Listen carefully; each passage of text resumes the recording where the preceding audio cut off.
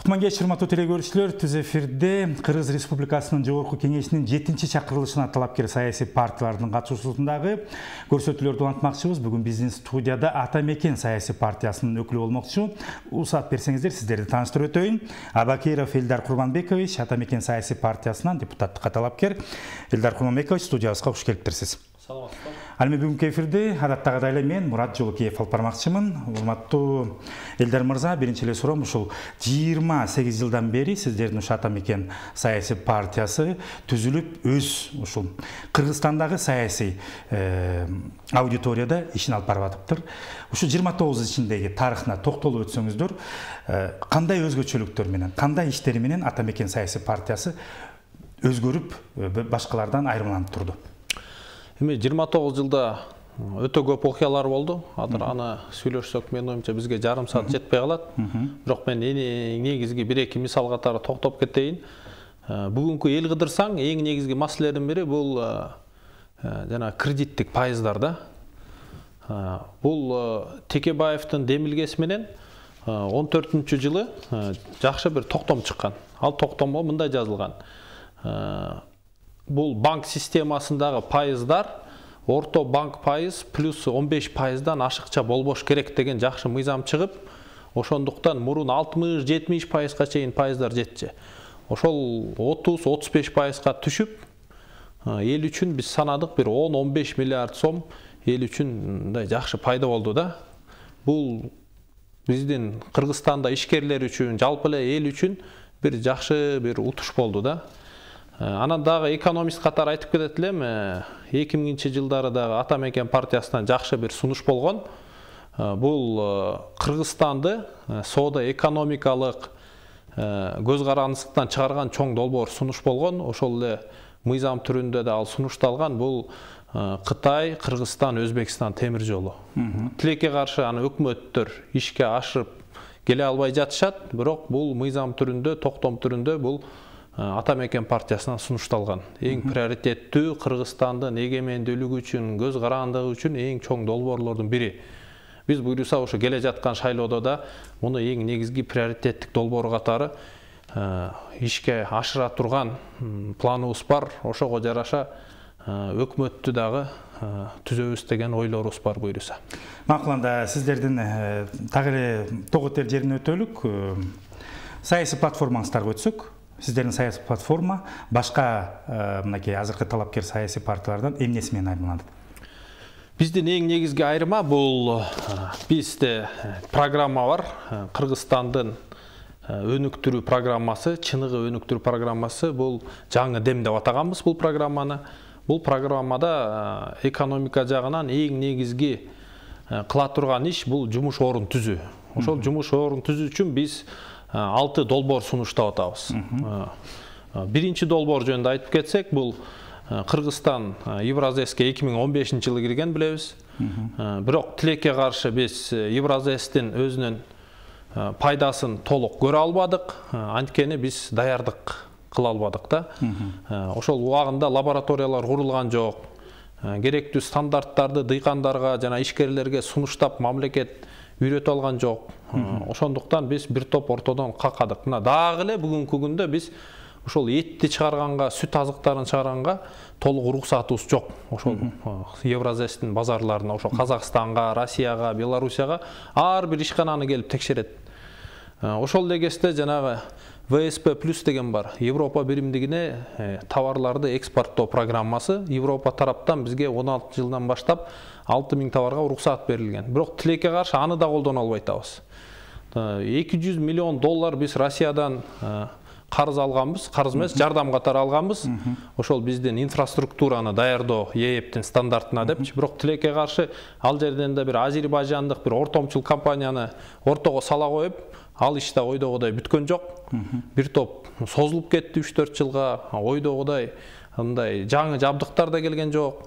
Ошол жагынан биз көп минуска кеттик. Ошон үчүн биздин биринчи долбоор ушул стандарттарга жооп бере турган система түзүү, инфраструктура. Анткени Кыргызстанда ошондо экспорт кете баштайт. Бул өтө маанилүү долбоор. Экинчи бул узак мөөнөттүк долбоор сот реформа. Эми бул жөнүндө да өзүнчө кийин буйруса Наталья Никитенко түшүндүрүп берет элге.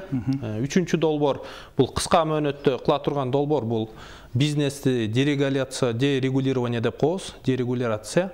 Жалпак тил менен түшүндүрүп берсеңиз, түшүнүктүү болсун. Ишкана бир нерсе ачып, бир нерсени өндүрүп, бир нерсени сатам десе, мамлекет тараптан эч бөгөт болбош керек. Кандай бир бөгөт, лицензия, уруксаттар болсо, ошонун баарын жокко чыгарабыз. Ошол. Төртүнчү долбоор, биз билебиз, эгер адамдын денесинде тромб пайда болсо, кан чуркабай, дене кыйналып калат. Ошондой эле бизде Кыргызстанда логистикалык жагынан биз тромбпуз да. Өзгөчө ушул темир жол жогун айтып кетсек, жана мен өйдө да айтып кеткендей, приоритеттүү темир жолду биз курушубуз керек. Муну буйруса ишке ашыралы деген пландарыбыз бар. Бул мындай айтканда Кыргызстан үчүн долбоорлордун долбоору деп койсок болот да. Бул долбоорду бизге ашыра алсак, Кыргызстан такыр башка деңгээлге өтөт. Кандай деңгээлге өтөт? Канчалык деңгээлде? Бул биздин эсеп кысабыз менен эле бюджетке эле жылына бир 200-300 миллион долларга чейин акча чыга баштайт жыл сайын. 10-30 миллион тоннага чейин биз аркылуу жүктөр өтө баштайт. Демек бизде бир өндүрүш ачып, сыртка бир нерсе сатып, же бир нерсе алып келген өтө арзан жана өтө тез болуп калат. Казакстан бүгүнкү күндө Харгосто бир темир жол бар, булар дагы бир темир жол куруп атышат, дагы бир темир жол, 3 темир жол даярдаган атышат, транзит. А биз болсо бирөөнү да кура элекпиз тилекке каршы. Ошон үчүн бул долбоорлордун долбоору бул Кыргызстанды такыр башка бир деңгээлге түшүрөт. Анан экинчиден айтып кетиш керек, биздин 5-чи долбоор бул ачык асман саясаты. Бул бизде кандидатыбыз бар, тизмеде 9-чу Абдувахап Нурбаев деген. Ошол кандидат азыркы чакырылыш убагында, 6-чы чакырылышта ачык асман саясаты боюнча мыйзамды долбоорун ишке ашырып, аба ырайын воздушный кодексте ошондой өзгөртүү киргизип, биз ушуну буйруса аягына чыгаралы деп атабыз. Анткени бул жерде жалаң гана авиакаттан эмес, азыр дрондор заманы келатат. Өткөндө билесиздер, бир интернетке бир мындай тамаша бир математикалык эсептер чыкканда, эгер дейт Санта-Клаус дүйнөдө бир түндө дүйнө боюнча жана белектерди балага таратыш үчүн дейт, эң кыска жол дейт, бул Кыргызстанда жайгашыш керек, бул Санта-Клаустун базасы депчи. Бирок бул тамаша эмес, бул математикалык расчеттор ошого алып келип атат да. Анткени Кыргызстан чындыгында Евразиянын так ортосунда турат. Кыргызстандан өтө кыска мөөнөттө жүктөрдү авиакаттам аркылуу дүйнөнүн ар кайсы точкасына эң тез жеткирсең болот экен. Ошон үчүн Кыргызстандын толук мындай дарамети бар, потенциалы, ушуну ишке ашырганга. Ошон үчүн ачык асман кодекс саясатын ишке ашырышыбыз керек, иш жүзүндө, мыйзам түрүндө бар. Андан тышкары дрондор бар азыр. Дрон менен груз жеткирип атышат мына жүктөрдү. Ошол эле Amazon, Alibaba, биз да ошондой базаларды ачып Кыргызстанга логистика жагынан ушул дрондор авиакаттамында ишке ашырышыбыз керек. Буйруса андан тышкары 6-чы биздин өтө чоң маанилүү долбоорубуз, бул кайра эле биздин ата-бабабыз Кыргызстан үчүн ата-бабабыз бизге сонун жер калтырып кеткен. Биз ошонун потенциалын толук колдоно албай атабыз. Азыр эмне заман? Азыр интернет заман, цифровизация заманы, баарыбыз күнү түнү сотка колдонобуз. Өтө чоң бир мындай маалыматтын потогу, көп объемдордо дүйнө жүзү боюнча мындай гана айланып атат кыска мөөнөттө тез. Бирок булардын көлөмү көбөйгөндүктөн ошол эле дата центрде деп коебуз, базалар ысып кетет. А биз Кыргызстан сонун тоо аймакта жайгашкан үчүн бизде муздак суулар бар. Ошолорго чоң дата центрлерди курсак болот. Кыргызстан аркылуу чоң оптоволоконный канал, кабелдерди курсак болот. Ошондо да биз дүйнөдө ушул цифровизация, интернет заманыбызда өзүбүздүн чоң ордубуз болот. Мунун аркасынан биздин жаш кыргыздар, кыргызстандыктар буйруса такыр эле бир жакшы жаңы жумуш орундарга ээ болушат. Жаңы адистиктер пайда болот. Ошого тиешелүү жаңы бир окуу жайлар пайда болот. Мындай айтканда, Кыргызстан деңгээли такыр башка бир заманга өтөбүз деген оюбузда. Ушул 6 долбоор Кыргызстан үчүн өтө маанилүү. Анан эң негизгиси бул миграцияны буйруса жокко чыгарат, бул алты долбоорду ишке ачырсак. Анткени ар бир долбоордун артында миңдеген жумуш орундары бар. Мынакей сиз азыр экономика багытындагы адис катары өзүңүз ушул платформадагы, саясий платформадагы экономика багытына мындай басым жазып атасыз да. Дагы бир суроо анда ушул бүгүнкү күндө баарыбыз эле жакшы элебиз, Кыргызстанда негизи эле баягы экономиканын абалы өтө эле мындай начар эле десек болот да. Мындай таготер жер дагы чындыгында пандемиядагы быйылкы жылда өзгөчө баягы залакасын тийгизип кетти да. Сиздердин ушул платформада, сиз айтып аткан мынакей платформада чындыгында эле ушул экономиканы жакшыртууга мындай так эте турган дагы кандай багыттар аныкталганда экономиканы баягы өсүшүп көбөйүшүн. Мынакей сиз айтып атасыз азыр ар тармактарда да мындай. Мурат мырза, могул 6 долбоор экономика жагынан ишке ашса, бул жанагы маселенин баарын толугу менен чечет. Бул айыл чарба продукциясынын жана логистикасын, сыртка чыгаруусун, стандарттарын, кыскасы айыл чарбада маселе болбойт, бирок биздин Кыргызстан жарандары көбүнчө жаңы чоң кесиптерге болот. Эми пандемия жөнүндө айтып кетсеңиздер, пандемияда бизде негизги минус мындай да, эгер бир үй бүлөдө чыгаша көбөйсө, биз эмне кылабыз? Грешей азайса эмне кылабыз? Чыгашаны азайтабыз, туурабы? Бизде тилекке каршы аны көрө албадык. Мына апрелден баштап Кыргызстандын экономикасы солгундай түштү. Анткени биз чындыгында көп элдерди карантинге 2-3 айга камадык. Салыктар түшпөй калды. Ай сайын дефицит бир 50-100 миллион долларга чейин дефицит болду. Биз ошол кезде чыгашаны азайткандын ордуна биз эмне кылдык? Биз сырттан кредит алып ошолну жаба бердик да. Греше азайды, а биз чыгашаны азайтпай койдук. Мына биз санадык, мамлекетте бизде 16 000 гос чиновник иштейт. Ошолор өтө көп акча коротушат. Биздин программабызда биз 30% ошону кыскартуу деген программада чоң пунктубуз бар. Бул биринчиден эмне кылат? Бул бюрократияны азайтат жана чыгашаны азайтат. Бирок жанагы 6 долбоор аркылуу буйруса, бул адамдын баары жаңы жумуш орундарга ээ болот. Мынакей сиз айтып атасыз, баягы жаңы жүздөр, мынакей көпчүлүк саясий партиялар бүгүнкү күндө айтып атышат өзлөрүнүн платформаларында жана ошондой эле шайлоочулар менен жолугуп атканда бизде жаңы жүздөр жаштар деп атат да. Ошого токтолуп өтсөк, сиздер мынакей чындыгында эле Элдар Курманбекович баягы Атамекен партиясынын өзүңүз айттыңыз 5-тизмесинде катарда турат экенсиз.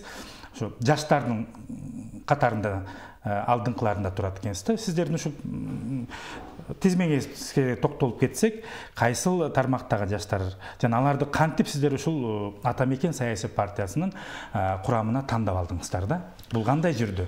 Бул курамды биз негизи эле бул өзүңүздөр айтып аткандай эле 28 жыл мурун түзүлгөн саясий партия болгондон кийин бул түптөлүп калган тарыхы бар партия да. Кандай электен өттү? Туура айтасыз. Биринчиден 28 жыл тарыхы бар бир да партия бүгүнкү күндө саясий аренада жок. Булар шайлоого катышпай эле. Бул ошол эле кезде бул тарыхы бар эң улуу партиялардын бирине караганда эң менин оюмча жаш жана эң тажрыйбалуу кандидаттары сунуштаганга биз ушундай мисал көрүп атабыз. Ошол эле кезде Өмүрбек Черкешевич өзүнүн бир даанышмандыгын, аксакалдыгын көрсөтүп, жаштарга бош орун бошотуп берди да. Бул Асия Сасыкбаева, Дүйшөн Чотонов, Текебаев, Өмүрбектер булар шайлоого барган жок. Алардын ордуна ким бартат? Мына өткөн чакырыш депутат өтө алсыз болду. Даже жанагындай Чимкирик деген атка кондуруп койдук да. Бирок алардын арасында эл үчүн чыныгы күйүп бышкан депутаттарды биз көрдүк. Бул ким? Бул Жанар Акаев. Бул бизде тизмеде биринчи. Бул ким? Бул Эльвира Сурабалдиева. Бул эл үчүн күнү түнү бышып, үнүн жеткирип, өкмөттү мындай айтканда катуу силкип, такалап, элдин маселелерин айтып атты да. Бул мындай айтканда эң активдүү кыйын депутаттардан бири болду, айымдардан. Айым болбоонуна карабай, менин оюмча 10 эркектен өйдө катуу иштеп берди десек болот да. Бул Рыскелди Момбеков, тизмеде бизде 3-чү. Бул Наталья Никитенко. Бул мындай айтканда эң тажрыйбалуу өткөн 6-чы чакырылыштан ошол эле кезде эң жаш депутаттардын бири биздин тизмеде. Эми жаңы жүздөр жөнүндө айтып кетсек, мына Тилек Токтогазиев. Тилек Токтогазиев болгону 30 жаштагы бала. Бирок ошонусуна карабай, пандемия учурунда Тилек 1,5 миң адамга жанагындай кычкылтек системасын коюп берди. эмне деген жүздөгөн адамдардын өмүрүн сактап калганга шанс болду. Эми коронавирус ооруган адамдар билет, аба жетпей калганда организм өлө баштайт. Дене уже кислород болбой. Ошол кычкылтек негизи Советтик Союзунда ар бир больницада бар болчу экен бул системалар. Бирок талкаланып калыптыр 30 жылда. Ошону Тилек Токтогазиев, анан мен Элдар Абакиров болуп, биз 2 жумада 50 больницага коюп салдык. Бул жерде элдин Кыргызстан бар аймактарына 50 больницага, биягы Түп, Жетөөгүз, Ак Суудан баштап, тиягы Лейлек, Исфанага чейин 50 больницага койдук. Ошого бир 2 жума эле убакыт кетти. Бирок эл бизге көп акча, мындай айтканда, ишеним менен берди. Биз санадык 8-9 миллион сомго жакын акча бериптир бизге эл. Ошол акчаны биз 10го жакын ар кандай жумушчуларды жалдап, жергиликтүү демек кылса болот экен да. Биз ошону 2 жумада кылып салдык да. 30 жылда кылынбаган нерсени 2 жумада кылып салдык да. Албетте бул жерде элдин колдоосу болду, бирок биз мындай айтканда менеджерлик уюштуруу иштерин жасап бердик. Мынакей бардык депутаттарга биздин студияга келип аткан талапкерлерге ушул суроону берип атам, себеби кызык мага жана телекөрүүчүлөргө, сиздердин эртеңки шайлоочуларга. Элдар мырза, сиз депутат болуп, Кудай буйруп, ошо 7 чакырылышка келсеңиз, кайсыл көйгөйдү сиз айтып аткан эле мынакей 6-7 пункттан турган маселелерди экономика тармагында санап бердиңиз. Ушунун кайсынысын биринчи приоритетке коюп туруп, кайсыл көйгөйдү чечүүдөн баштайсыз? Эми бул 6 долбоордо кыска мөөнөттө аша турган долбоорлор бар. Бул бизнес климат дедик, дерегулирование, то есть максималдуу түрдө ишкерлерге ар кандай лицензия, уруксааттардын санын бир жок дегенде бир 3-төн 1 же 2 эсе кыскартуу. Анан ошол биздин эң чоң инициативалардын бири ушул ачык асман саясатын ишке ашыруу. Анткени ачык асман саясаты ишке ашса эмне болот? Туристтер келет, жүктөр келет, кетет. Анын аркасынан көп ишканалардын иши да жүрө баштайт дагы, жумуш орундар түзүлөт. Бул биз үчүн приоритеттүү долбоордун бири. Андан тышкары интернет цифровизация заманында биз албетте ошол Google, Facebook, Amazon, Alibaba деген чоң ишканаларга чыгып, өкмөттөн уялбай эле, өкмөттүн эң ошол премьер-министри, министрлери түзмө-түз чыгып, биз Кыргызстан тараптан аларга бир жакшы сунуштарды беришибиз керек. Мына бизге келип дата центр кургула, майнинг кылгыла, ошого тиешелүү ГЭСтерди кургула деп бул дагы инвесторларды тартуу жана Кыргызстандын экономикасын эселеп көбөйтүү. Анткени бул ар бир долбоордун ардында жумуш орун, салык, бюджетти толтуруу, жаңы мындай адистерди пайдалуу кылуу көп иштер турат. Ошонун үстүнөн биз сразу ишти баштайбыз да. Мынакей Элдар мырза, өзүңүз айтып атасыз, чындыгында экономика тармагында басым жасап аналитикалык көз карашыңызды билдирип атасыз. Экономист катары айтып өтсөңүз, мынакей Кыргызстандын тышкы карызы күндөн күнгө өсүп атат да. Аны төлөй турган учурга да 1-2 жыл калды. Четинен төлөөгө учур келди. Ошол сиздердин ушу 7-чакырымга туш келет экен тышкы карыздарды төлөө үчүн. Ушул көйгөйлөрдү сиздер айтып аткан ошо 6 долбоор менен чечүүгө, кандайдыр бир тышкы карыздардан кутулууга шарт түзүп береби? Бул 6 долбоор шарт түзүп берет, анткени биз чоңоёбуз. Мындайда бир ишкана кредит алса, ал кредитти кантип жабат? Ал ошо кредитти туура колдонуп, ошонун ишкананын кылган ишинин көлөмүн чоңойтуп, кирешени чоңойтуп, бул жабат. Ушул 6 долбоор, бул ошо сыяктуу эле долбоорлор. Бирок дагы маанилүү нерсе бар, бул көмүскө экономика деп коет. Эмне деген жүктөр Кыргызстанга импорт келип, салык төлөнбөй атат, бажы төлөмдөрү атат, то есть маселе коррупцияда. Биз ошол көмүскө экономика түзмө-түз эле күрөшүп баштайбыз. Күрөшүп баштаганда эле кантип ошол карыздарды жапканга чоң мүмкүнчүлүк болот. Кантип күрөшсөңүз, мыйзамда өзгөрүүлөрдү киргизесиз? Эң биринчи күрөштүн чоң бул фактары адам бар жерде коррупция бар. Ошо адамдарды жоготуу системасын куруу. То есть бул акылдуу видеокамералар, база данных деп коебуз. Сиз айткан ошол электрондоштуу, мындай айтканда искусственный интеллектти колдонуу, ушул сыяктуу жаңы 21-кылымга татыктуу технологияларды колдонуп, адамдарды жокко чыгарып, адам фактарын.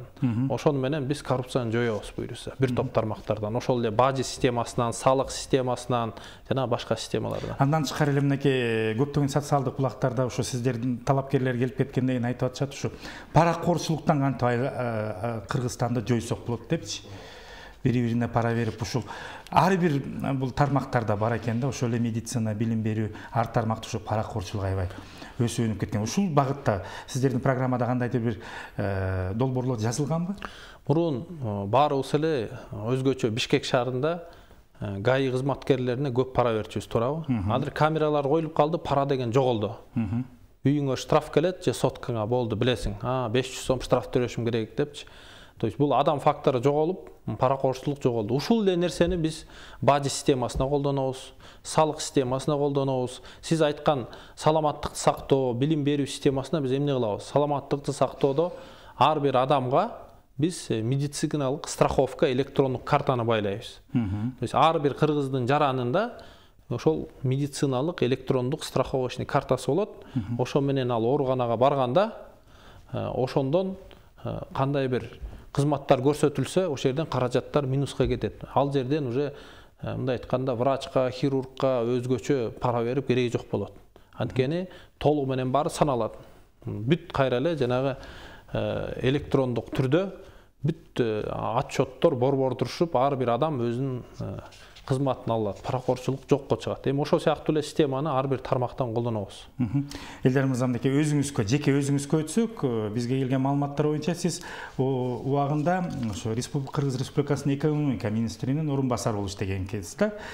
Ошол мезгилде кандай иштерди аткардыңыз жана сиз айтып аткан эле ушул мынакей колуңузда мүмкүнчүлүгүңүз болгон, бийлигиңиз болгон, ошол эле баягы ушу долбоорлордун арасында кээ бир багыттарды ишке ашырууга эмне сиздерге тоскоол болду да?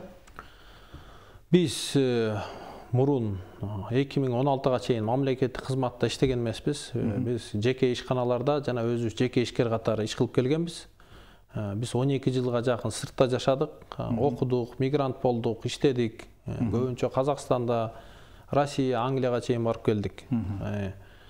Бирок 2010 жылы революциядан кийин ушул Кыргызстанга кызматыбыз кылбасак, биз сыртта жакшы жашагандан Кыргызстан оңолуп кетпейт деген принцип менен бияка келип кызмат кылалы деген принцип менен кайттык. 6 жыл мен көбүнчө ушундай ар кандай бизнес ассоциацияларда иштедим.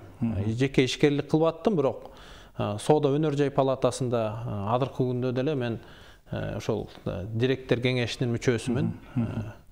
Ошол ЖИА деген ассоциацияда ревизиондук комиссияны жетектедик, курулуш комитетин жетектедик, финанс комитетин. Ошол жерден биз өкмөт менен көп талаш тартыш кылдык. Жана бюрократия, коррупцияга каршы чыгып аттык. Акыры 16-жылы бизди экономика министринин орун басарына кызматка чакырды.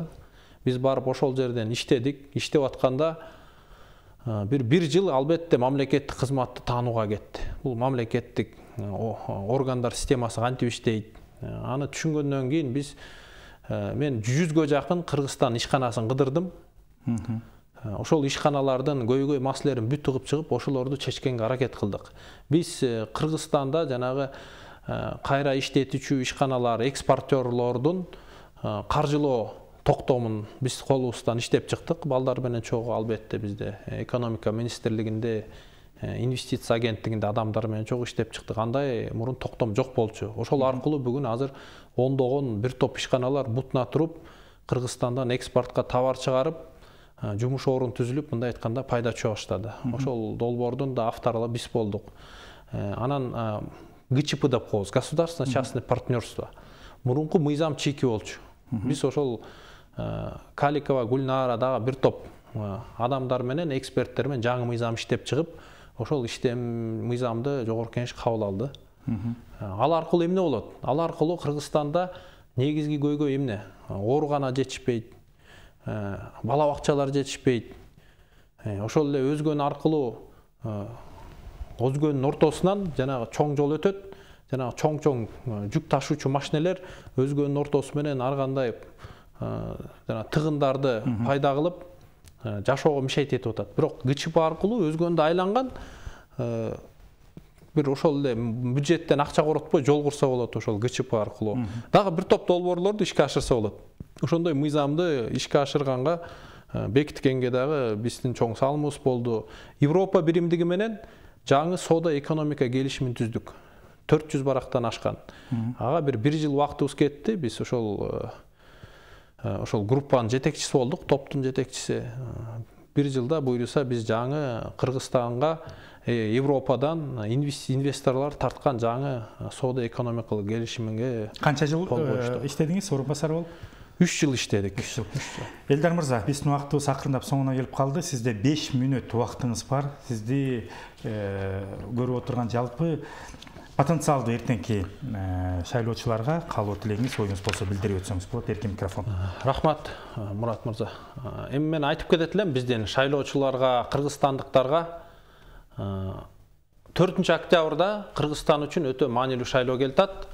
Бул башка шайлоолорго караганда өтө чоң өзгөчөлүгү бар. Анткени бүгүнкү күндө биздин жарандар өкмөттүн деңгээлин, Кыргызстанда башкаруу системасынын деңгээлин көз менен көрүштү.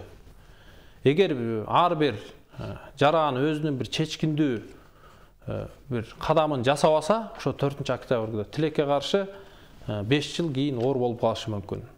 Жана добуш сатуу деген бул өтө ыплас жаман нерсе, бул жакшылыкка жеткирбейт. Анан баарыбыз билишибиз керек, 5 жыл деген бул узак мөөнөт. Жаңы төрөлгөн бала 5 жылда 5ке толот. Университетке тапшырган бала 5 жылда университетти бүтөт. Кээ бирлерибиз пенсияга чыгабыз. Демек бир топ өмүрлөр өзгөрөт да. Ошон үчүн ар бир жаран өтө жоопкерчиликтүү мамиле кылыш керек. Анан биздин ата мекендин чындыгында Кыргызстанды өзгөртүп турган өйдө да айтып кеткен 6 долбоорубуз бул Кыргызстанды мындай айтканда саясий тупиктен эмес, геосаясий тупиктен алып чыгат да буюрса. Чоң өзгөрүүлөр болот. Бирок бул үчүн 4-октябрда туура тамдоо кылыш керек. Кыргызстанды акыркы 5 жылда башкарган тилекке каршы жанагындай чимкирик деген жаман сөз болуп калды. Бул алсыз, позициясыз, өзүнүн принциби жок депутаттарды биз кайра тамдабашыбыз керек. Биздин ата мекен партияны жакшылап текшерип чыгыңыздар. Ошо 120-нын ичинен ошондой туура эмес депутаттарды тапсаңар, андайды силер таппайсыңар, анткени бизде андай жок. Башка партиядан ошондой тапсаңар, мен суранат элем, аларга добуш бербегиле. Жаңыларга добуш бергиле, жаштарга добуш бергиле. Ошондо Кыргызстанда өзгөрүү болот. Ата бабабыз бизге Кыргызстанга сонун керемет жер калтырып кеткен. Бирок бул керемет жердин потенциалын колдонуш үчүн дагы туура жетекчилер, туура кадрлар керек. Ошо кадрларды ким тамдайт? Ошо силер тамдаган депутаттар тамдайт.